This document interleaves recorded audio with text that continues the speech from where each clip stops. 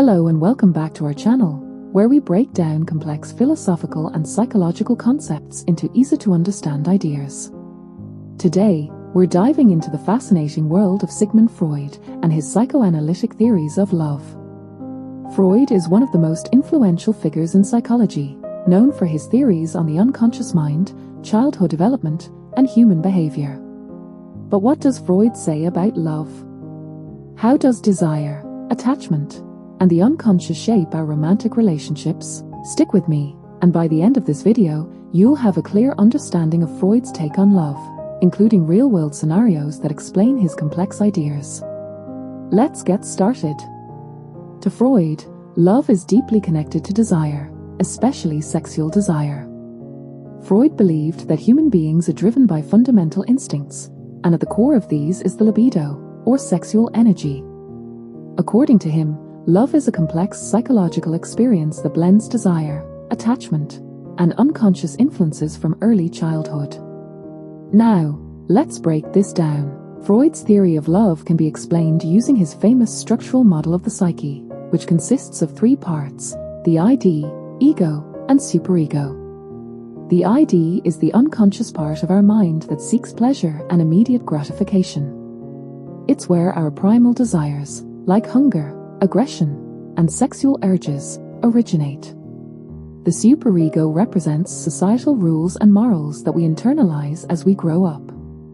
It tells us what is acceptable and what isn't. The ego is the rational part of our mind that balances these two forces, helping us navigate the real world. So when it comes to love, the ID pushes us toward passionate attraction and physical desire, while the superego influences who we choose as a partner based on societal expectations. The ego, caught in the middle, tries to make sense of it all and guide us toward relationships that satisfy both our desires and our moral standards.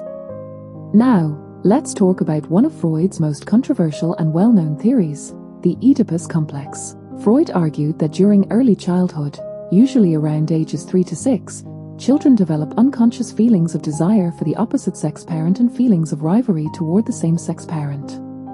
This theory comes from the ancient Greek myth of Oedipus, a man who unknowingly killed his father and married his mother.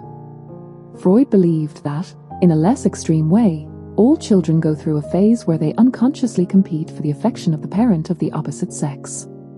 So what does this mean for adult relationships? Freud suggested that the way we resolve these early childhood conflicts influences who we are attracted to later in life.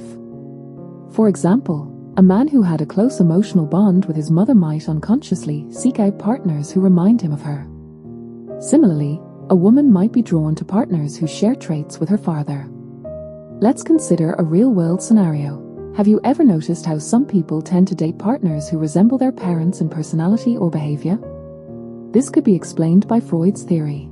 Our early attachments shape our unconscious expectations of love and relationships. Another key concept in Freud's theory of love is repetition compulsion, the unconscious tendency to repeat patterns from our past, especially unresolved conflicts. In relationships, this means that people might find themselves attracted to the same kind of partner over and over again, even if it leads to unhappiness. For example, let's say someone had a distant or emotionally unavailable parent. They might, without realizing it, be drawn to romantic partners who are also emotionally distant, trying to fix their childhood experience through their adult relationships. Freud believed that until these unconscious conflicts are brought to awareness and worked through, they will keep influencing our romantic choices. Freud also introduced the concept of transference, which plays a big role in how we experience love. Transference occurs when we project feelings and expectations from past relationships onto new people in our lives. Think about this. Have you ever met someone who reminds you of a childhood friend, teacher, or even a parent, and you felt an instant connection, or maybe an instant dislike? That's transference at work. In romantic relationships, transference can shape how we perceive our partners. If someone had a nurturing and supportive parent, they might unconsciously expect their partner to be the same way. On the other hand, if they had a critical or demanding parent, they might project those expectations onto their partner, sometimes even causing unnecessary conflict. So, how does Freud's theory of love apply to modern relationships? Even though some of his ideas have been debated, many aspects remain relevant today. First, understanding our unconscious motivations can help us make better relationship choices. If we recognize patterns from our past, we can break cycles that don't serve us well. Second, Freud's work reminds us that love isn't just about romance and attraction. It's deeply connected to our early experiences, psychological needs, and inner conflicts. Lastly, his theories help us see that relationships are not just about finding the perfect person but about understanding ourselves and how our past shapes our expectations in love.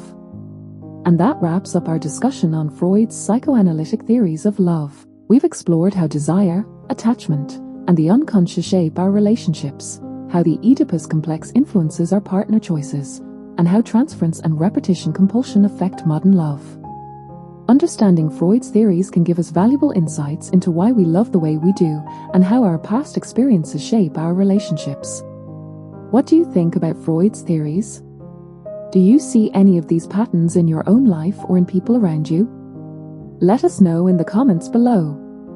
If you enjoyed this video, don't forget to like, subscribe, and hit the notification bell so you don't miss any future content. Thanks for watching, and we'll see you in the next one.